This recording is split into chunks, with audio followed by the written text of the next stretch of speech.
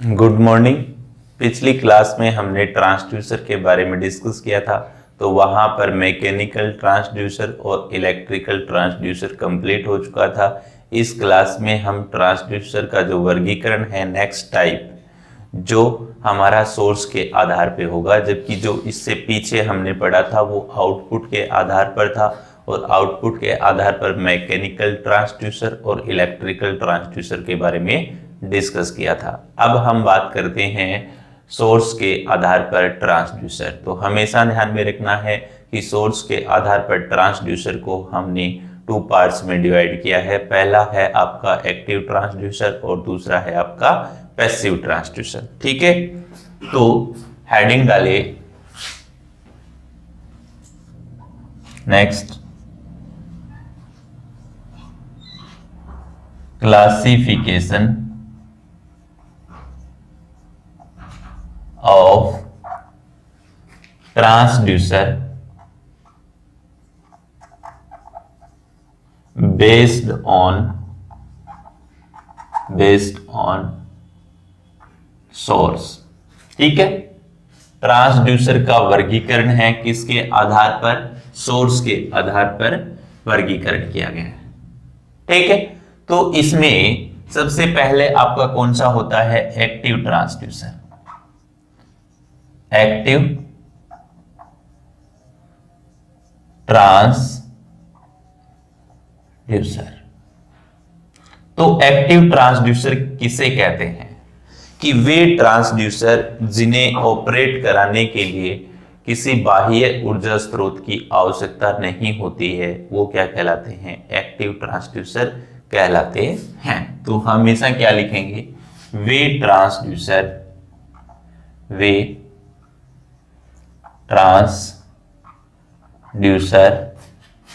जिन्हें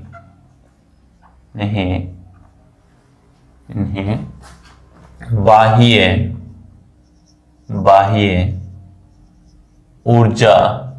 ऊर्जा स्रोत की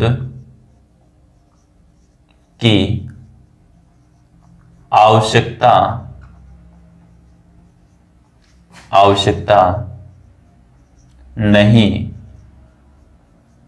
होती है, एक्टिव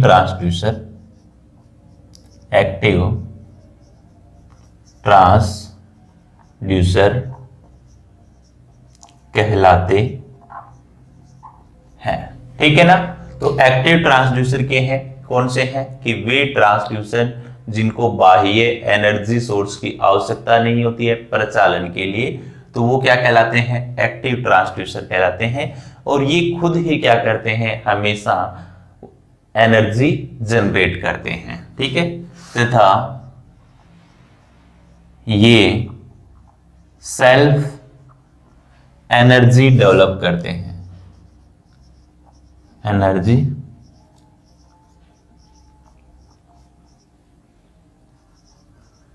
करते हैं। ठीक है, अब जैसे इसके एग्जाम्पल देखे जाए तो यहां पर सबसे पहला इसका एग्जाम्पल आता है यहां पर थर्मोकपल।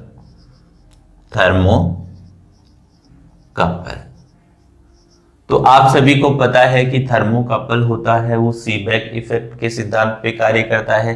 तो ये हमेशा क्या होता है कि जो हॉट जंक्शन और कोल्ड जंक्शन होता है उसके सिरों को जब एक दूसरे के पास में लाया जाता है तो हॉट जंक्शन के इलेक्ट्रॉन कोल्ड जंक्शन की ओर प्रवाहित होते हैं, जिसके कारण इसके सिरों के मध्य विभवांतर उत्पन्न होता है। तो इसे किसी एक्सटर्नल एनर्जी सोर्स की आवश्यकता नहीं होती है। इसलिए हमेशा ध्यान में रखना है कि एक्टिव ट्रांसड्यूसर की श्रेणी में हम किसे रखते हैं? थर्मोकपल को। उसके बाद में आपका आता है थर्मोपाइल। इसके अलावा आपका आता है पीजो इलेक्ट्रिक ट्रांसड्यूसर।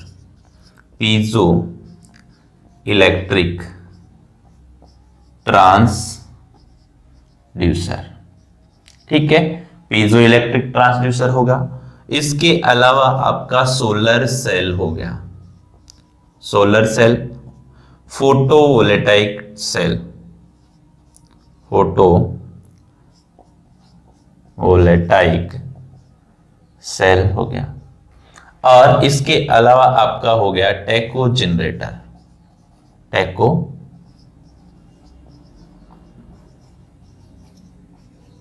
ठीक है। तो हमेशा ध्यान में रखना है यहां पर आपका thermocouple, thermopile, piezo electric transducer, solar cell, photovoltaic cell और टेक्नो जनरेटर, ये सभी किसके एग्जाम्पल हैं? आपके एक्टिव ट्रांसड्यूसर के एग्जाम्पल है। अब यदि हम बात करते हैं सेकंड किसकी, पैसिव ट्रांसड्यूसर की, पैसिव ट्रांसड्यूसर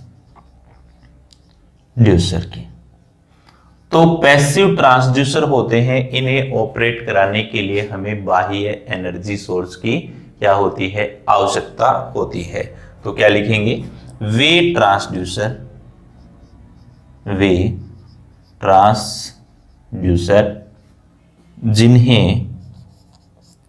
जिन्हें बाह्य ऊर्जा स्रोत की आवश्यकता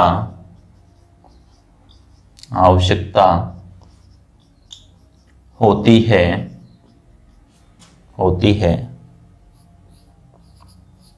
पैसिव ट्रांसड्यूसर कहलाते हैं। क्या कहलाते हैं? पैसिव ट्रांसड्यूसर कहलाते हैं। और पैसिव ट्रांसड्यूसर में आपका कौन सा एग्जाम्पल सुटेबल होगा?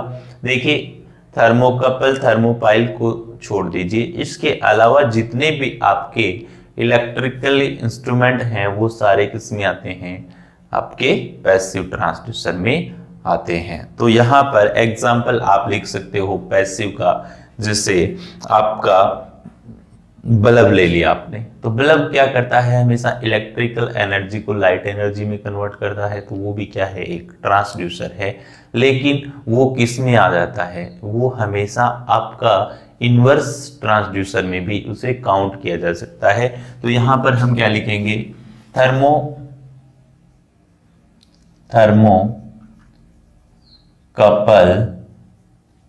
व थर्मोपाइल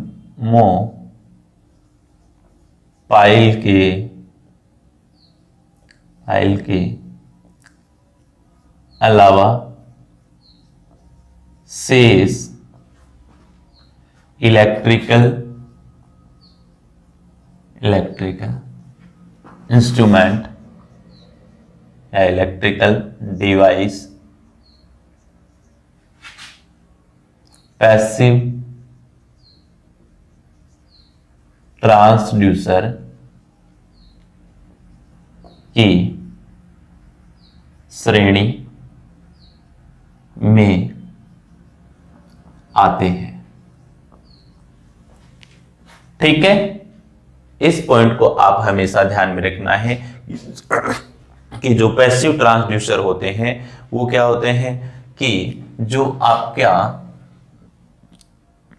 पैसिव ट्रांसड्यूसर है वो हमेशा क्या है? ऑपरेट होने के लिए एक्सटर्नल एनर्जी सोर्स की आवश्यकता होगी उसे। और जो थर्मोकपल, थर्मोपाइल के अलावा जो शेष इलेक्ट्रिकल ट्रांसड्यूसर हैं, यहां पर इलेक्ट्रिकल आप क्या लिख सकते हो? ट्रांसड्यूसर। इलेक्ट्रिकल जितने भी ट्रांसड्यूसर हमने पिछली क्लास में पढ़े हैं वो किस में आते हैं? पैसिव ट्रांसड्यूसर की कैटेगरी में भी आते हैं। तो ये तो हो गया आपका सोर्स के बेस पर। इसके अलावा यदि हम नेक्स्ट बात करें न्यू, कि जो आपका ट्रांसड्यूसर है उसको हमने क्या है कि इस प्रकार से डिवाइड किया है कि एक तो आपका ट्रांसड्यूसर है नॉर्मली, और दूसरा क्या है कि उसका इनवर्स भी हो सकता है। ट्रांसड्यूसर नॉर्मली क्या करता है कि जो नॉन इलेक्ट्रिकल एनर्जी है उसे किस में चेंज करता है? इलेक्ट्रिकल एनर्जी में, यानी कि ऊर्जा के किसी रूप को इलेक्ट्रिकल में, विद्युतीय ऊर्जा में परिवर्तित करता है। जबकि इनवर्स ट्रांसड्यूसर होता है वो क्या करेगा? इलेक्ट्रिकल एनर्जी को किस में परिवर्तित करेगा? नॉन इलेक्ट्रिकल एनर्जी में परिवर्तित करेगा। तो यहां पर आप पहला तो क्या लिख सकते हो, ट्रांसड्यूसर। ट्रांसड्यूसर, ठीक है। तो ट्रांसड्यूसर तो हमेशा क्या करता है, आपका ध्यान में रखना है कि ये नॉन इलेक्ट्रिकल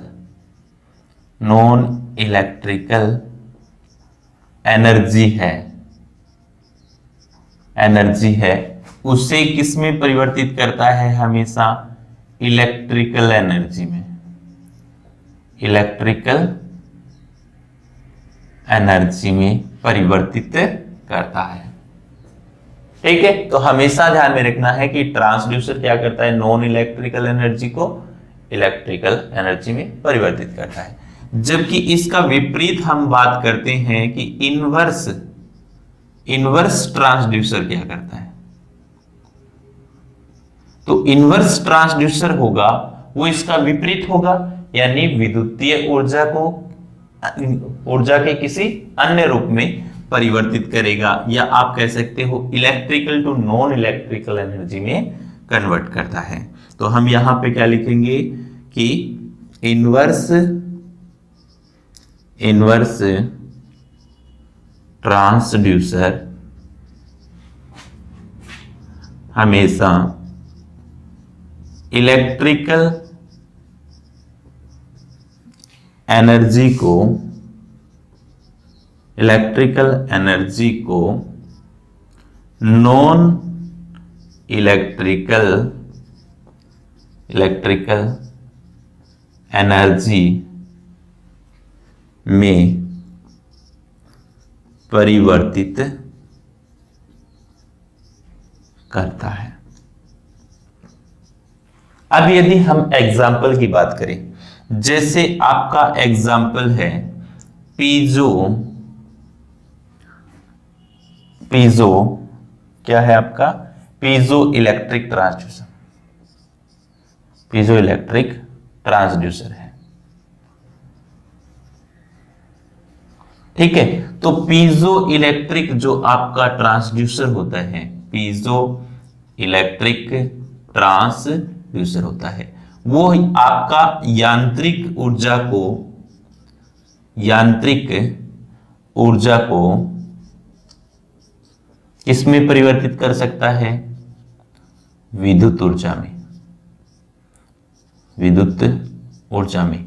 इसके अलावा ये विद्युत ऊर्जा को यांत्रिक ऊर्जा में भी परिवर्तित कर सकता है। तो हमेशा ध्यान में रखना है कि ये आपका मैकेनिकल एनर्जी को इलेक्ट्रिकल एनर्जी में और इलेक्ट्रिकल एनर्जी को मैकेनिकल ऊर्जा, यानी पीजो इलेक्ट्रिक ट्रांसड्यूसर होता है, उसमें क्या होता है, दो मेटेलिक सरफेस होती है, उसके मध्य क्रिस्टल रहता है। जब आप उस पर बल लगाते हो, फोर्स लगाते हो, तो वो क्या है, यांत्रिक ऊर्जा, तो उसके सिरों के समांतर आपको विभव प्राप्त होगा। और जब आप उसके सिरों पर विभव स्थापित करते हो तो जो आपका क्रिस्टल होता है उन प्लेटों के मध्य वाइब्रेट करता है, जिससे क्या है, प्लेटों पर के मध्य वाइब्रेशन होने से क्या कह सकते हो, आपकी विद्युत ऊर्जा यांत्रिक ऊर्जा में परिवर्तित हो चुकी है। तो आपका जो इलेक्ट्रिक ट्रांसड्यूसर होता है वो विद्युत ऊर्जा को यांत्रिक में तथा यांत्रिक ऊर्जा को किस में परिवर्तित कर सकता है,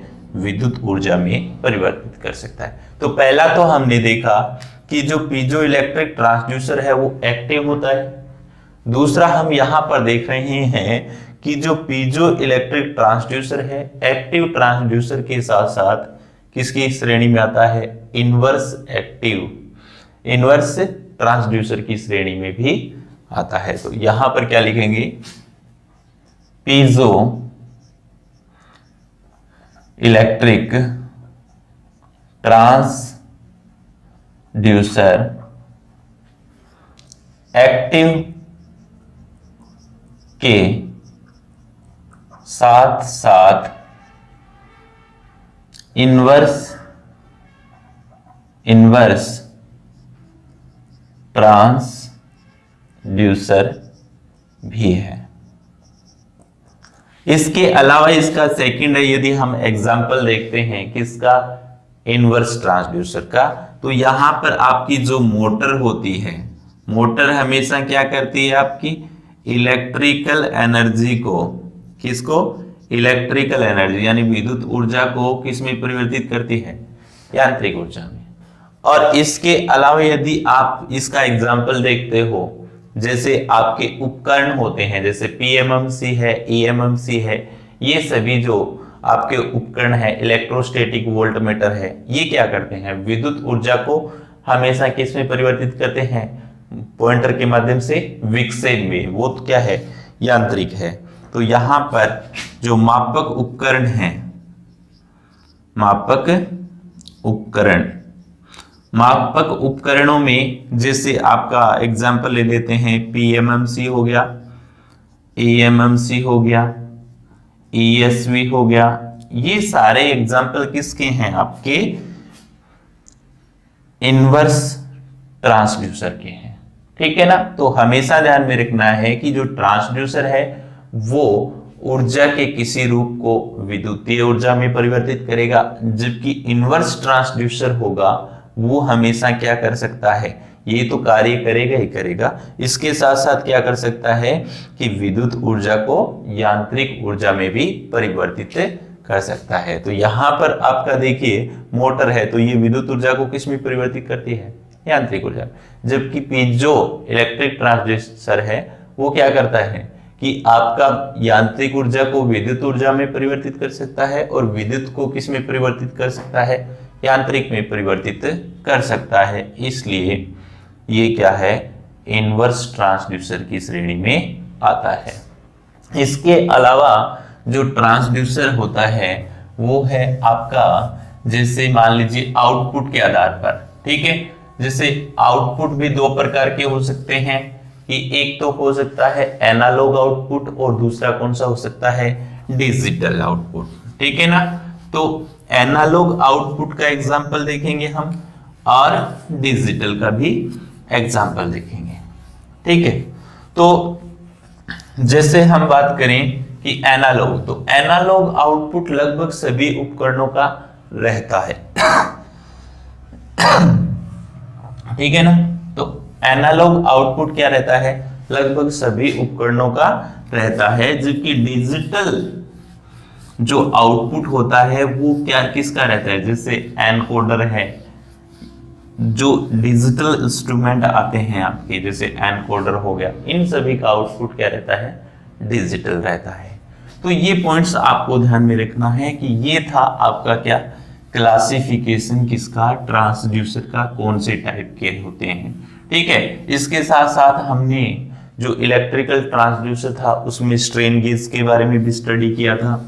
लेकिन अब हम हमारे जो सबसे ज्यादा एग्जाम में क्वेश्चन पूछे जाते हैं, जैसे सबसे ज्यादा आपका पूछा जाता है कि एलवीडीटी से संबंधित, बहुत बार डीएमआरसी क्या है उसके प्रिंसिपल के बारे में कभी भी क्वेश्चन बहुत ही कम पूछती है, लेकिन उसका सबसे पहले फुल फॉर्म भी पूछती है, एलवीडीटी क्या होता है, उसके बाद में उसकी रेंज क्या होती है, ठीक है, उसके बाद में उसका प्रिंसिपल क्या होता है। ये सब क्वेश्चंस क्या है, डीएमआरसी के द्वारा काफी बार पूछे गए हैं एलवीडीटी से संबंधित, ठीक है।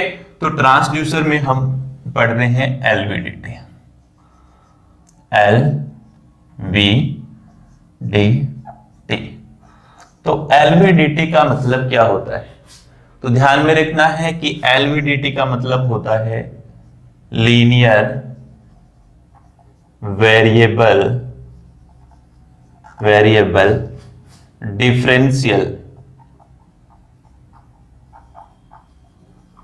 डिफरेंशियल ट्रांसफॉर्मर, ठीक है, क्या है, ट्रांसफॉर्मर। तो ये इसकी क्या है, फुल फॉर्म। तो एग्जाम में बहुत बार क्या है, एग्जामिनर इसकी फुल फॉर्म से ही क्वेश्चन पूछता है कि एलवीडीटी स्टैंड्स फॉर, तो ध्यान में रखना है कि लीनियर वेरिएबल डिफरेंशियल ट्रांसफॉर्मर, ठीक है। तो इसमें पहला पॉइंट ये बनता है कि ये किस सिद्धांत पर कार्य करता है, तो यहां पर ध्यान में रखना है कि ट्रांसफॉर्मर है तो ये हमेशा प्रेरण के सिद्धांत पर कार्य करता है। तो हम क्या लिखेंगे, पहला point LVDT electro magnetic induction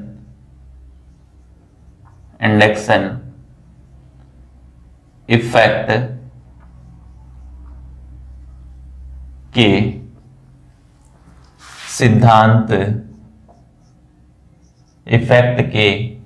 सिद्धांत पर कार्य करता है। तो ध्यान में रखना है कि जो एलवीडीटी होता है वो किस सिद्धांत पे कार्य करता है? इलेक्ट्रोमैग्नेटिक इंडक्शन इफेक्ट, यानी विद्युत चुंबकीय प्रेरण प्रभाव। तो आप हिंदी में भी लिख सकते हो, क्या लिख सकते हो? विद्युत चुंबकीय प्रेरण प्रभाव के सिद्धांत पर ये क्या करता है? कार्य करता है। ठीक है ना।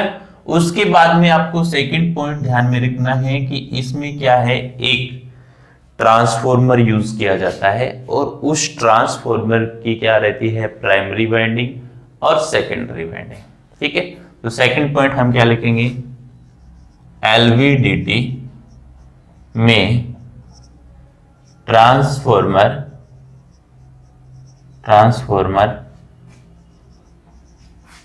प्रयोग किया जाता है जिसमें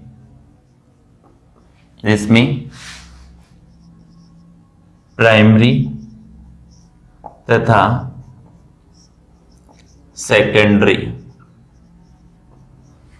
तथा सेकेंडरी वाइंडिंग रहती है। ठीक है। अब हम क्या करेंगे? सेकेंडरी है उसको टू पार्ट्स में डिवाइड करेंगे और उसे श्रेणी में और ऑपोजिट डायरेक्शन में क्या करते हैं? इसमें कनेक्ट करते हैं। तो क्या लिखेंगे?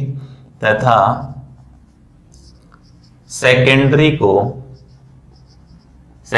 को दो भागों में विभाजित किया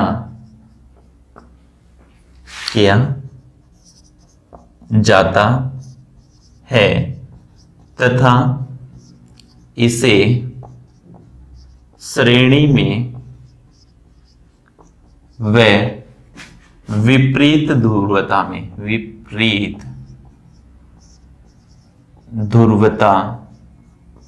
में संयोजित किया जाता है। क्या है? संयोजित किया जाता है, जिससे आउटपुट में वोल्टेज का डिफरेंस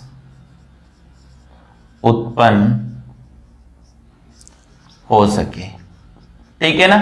इसलिए इसे हम क्या कहते हैं? Differential transformer. तो क्या है? Linear variable differential transformer. तो यानी जो ट्रांसफॉर्मर है उसकी सेकेंडरी को हम टू पार्ट्स में डिवाइड करेंगे और जो टू पार्ट्स हैं उन्हें श्रेणी में संयोजित करेंगे, लेकिन उनकी पोलैरिटी होगी वो एक दूसरे की क्या होगी? विपरीत होगी। तो जब उसमें प्रेरण के कारण ईएमएफ उत्पन्न होगा और उनकी ध्रुवता विपरीत होगी तो वहां पर वोल्टेज का क्या उत्पन्न होगा? डिफरेंस उत्पन्न होगा। इसलिए इसे क्या कहा गया है? डिफरेंशियल ट्रांसफॉर्मर कहा गया है। अब आपसे एग्जाम में बहुत बार क्वेश्चन पूछा जाता है कि एलवीडीटी का प्रयोग क्यों करते हैं? तो ध्यान में रखना है, इसका जो प्राइमरी उद्देश्य रहता है फोर्स और प्रेशर को मेजर करने का रहता है, जबकि सेकेंडरी इसका क्या रहता है? डिस्प्लेसमेंट को मेजर करने का। डिस्प्लेसमेंट यानी विस्थापन को। ठीक है, तो इसका जो प्राइमरी पर्पस, प्राथमिक उद्देश्य आपका जो फोर्स और प्रेशर है इसे क्या है, मापन के लिए। ठीक है, और जो इसका सेकेंडरी पर्पस है, सेकेंडरी जो पर्पस है इसका वो रहता है डिस्प्लेसमेंट यानी विस्थापन मापन के लिए। ठीक है, मापन के लिए। तो ये बेसिक किसके बारे में है, एलवीडीटी के बारे में। अब देखते हैं कि ये किस प्रकार से कार्य करता है। तो यहां पर सबसे पहले हमें क्या लेना है, ट्रांसफॉर्मर लेना है। मैंने यहां पर ट्रांसफॉर्मर ले लिया और ये इसकी क्या है, प्राइमरी वाइंडिंग है आपकी। ठीक है, इतना काफी है। ठीक है, ये मैंने क्या ले लिया यहां पर, प्राइमरी। और यहां पर मैंने क्या ले ली है, कोर ले ली है इसमें। ये आपकी क्या है, इसमें कोर है। ठीक है, ये आपकी कोर ले ली मैंने। ठीक है, कोर को अप मूव करा सकते हो आप और डाउन भी मूव करा सकते हो। अब मैंने क्या कहा था कि सेकेंडरी वाइंडिंग है उसे 2 पार्ट्स में डिवाइड किया जाता है। तो यहां पर ध्यान में रखना है कि सेकेंडरी को मैंने 2 पार्ट्स में, थोड़ा पास में बना देते, तो यहां पर जो आपकी सेकेंडरी है, ठीक है, और ये सेकेंडरी मैंने यहां पर,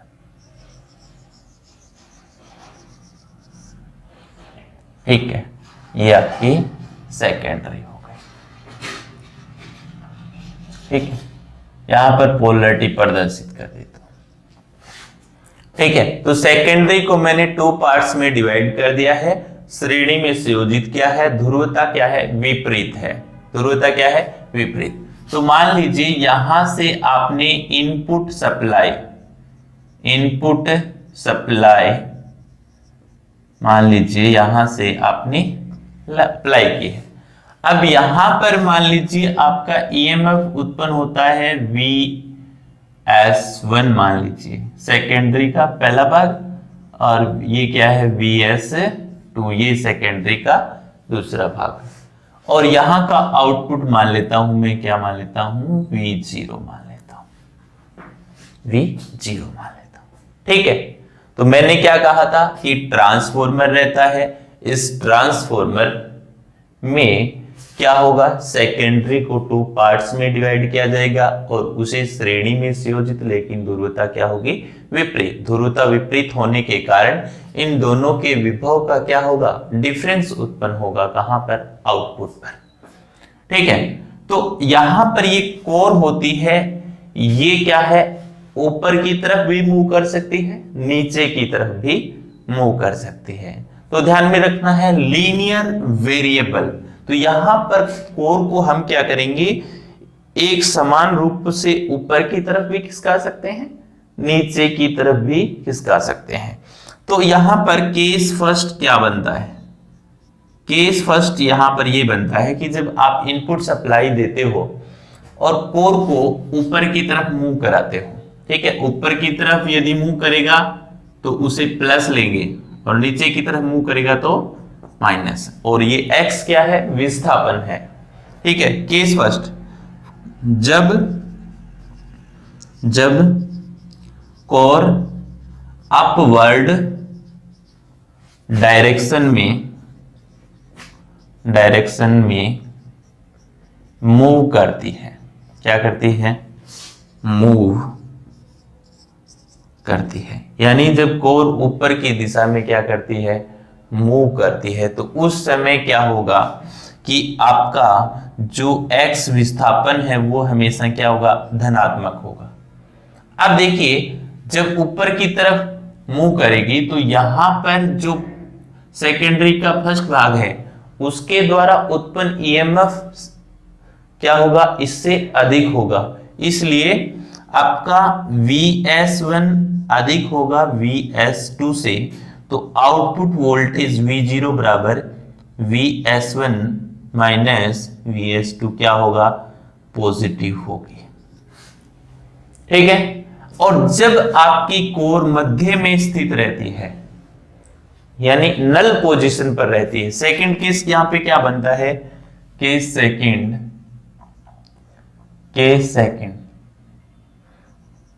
जब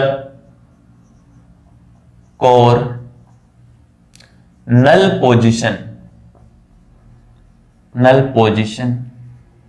पर हो तो यानी x का मान क्या है, 0, यानी विस्थापित नहीं हो रही है, दोनों के मध्य स्थित है, तो उस कंडीशन में आपका Vs1 बराबर किसके होगा, Vs2 के, यानी दोनों ही सेकेंडरी में क्या है, समान क्या उत्पन्न हो रहा है, ईएमएफ उत्पन्न हो रहा है, और जो आपका आउटपुट वोल्टेज होता है वो क्या होता है, Vs1 माइनस Vs2 होता है। जब दोनों बराबर होंगी तो आउटपुट वोल्टेज क्या होगा, 0 होगा।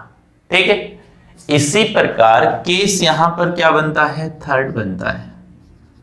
तो केस थर्ड में आपको यहां पर ध्यान में रखना है कि जब कोर डाउनवर्ड यानी नीचे की तरफ डाउनवर्ड मूव करती है,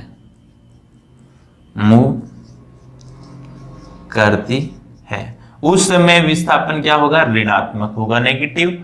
और उस कंडीशन में नीचे की तरफ कोर होगी तो इस भाग में अधिक ईएमएफ उत्पन्न होगा और इसमें कम, तो यानी Vs2 अधिक होगा किससे, Vs1 से, तो output voltage Vs1 minus Vs2, तो Vs2 का मान अधिक है तो आउटपुट वोल्टेज आपको क्या प्राप्त होगी, नेगेटिव प्राप्त होगी। तो ये क्या है, इसकी वर्किंग है कि इसकी एलवीडीटी की। अब हमें ध्यान में रखना है कि यहां पर जो इसकी कोर बनाई जाती है, एलवीडीटी की जो कोर होती है वो किसकी बनाई जाती है, ठीक है। तो हमेशा ध्यान में रखना है, बहुत बार एग्जाम में पूछा गया है कि एलवीडीटी की जो कोर है वो हमेशा निकेल आयरन मिश्र धातु की बनाई जाती है, ठीक है, और जिसकी चुंबकशीलता क्या होती है, उच्च होती है। चुंबकशीलता क्या होती है, उच्च होती है, ठीक है। तो एलवीडीटी में तो ध्यान में रखना है, एलवीडीटी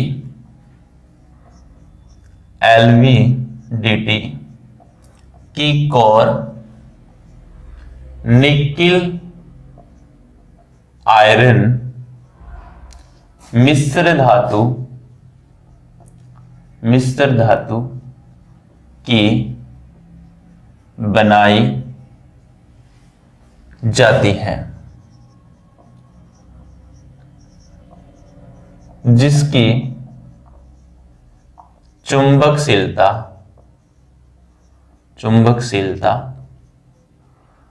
उच्च होती है, ठीक है। तो इसकी चुंबकशीलता हमेशा क्या होती है, उच्च होती है।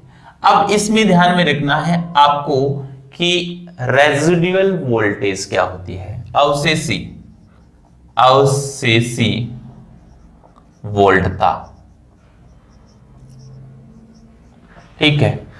तो आपको पता है यहां पर कि इधर मैं विस्थापन x बराबर पॉजिटिव ले लेता हूं और इधर विस्थापन में x बराबर क्या ले लेता हूं, नेगेटिव, और यहां पर x बराबर क्या ले लेता हूं, 0 विस्थापन। यही तीनों केस पर दिए थे हमने। तो अब क्या है कि इसका ग्राफ इस प्रकार से आता है, ठीक है। आउटपुट वोल्टेज यहां पर पॉजिटिव होगी आउटपुट वोल्टेज और यहां पे क्या होगी, नेगेटिव होगी।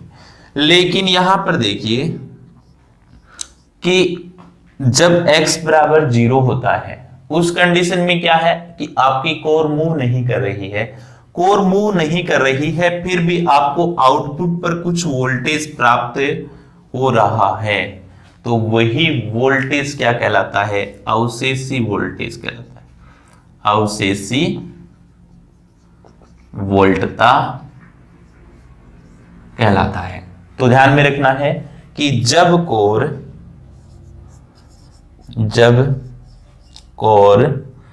नल पोजीशन पर होती है तथा आउटपुट पर नियत मान की वोल्टता